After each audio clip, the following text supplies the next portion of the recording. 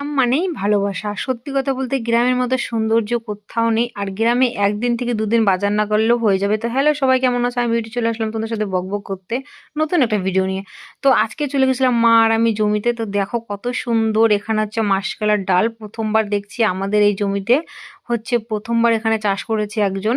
তো কি সুন্দর লাগছে দেখতে। ফার্স্ট টাইম মাসকলাইর ডাল দেখছি। তোমরা কে দেখেছো অবশ্যই জানিও।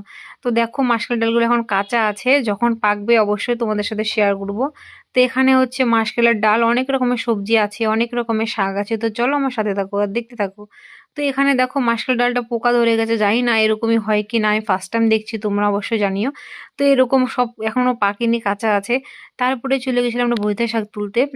আমরা কিন্তু এটাকে বৈদ্য শাক বলি, তোমরা কি শাক বলো?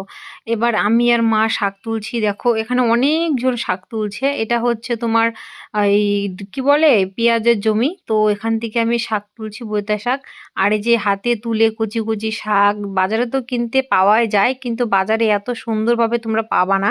ওখানে হয়তো সার বীজ দেওয়া থাকে। তো তার জন্য দেখো আমি চলে এসেছিলাম শাক তুলতে। আর আমার শাক তুলতে খুবই ভালো লাগে। খেতে যতটা ভালো না লাগে, আমার শাক তুলতে সব থেকে বেশি ভালো লাগে।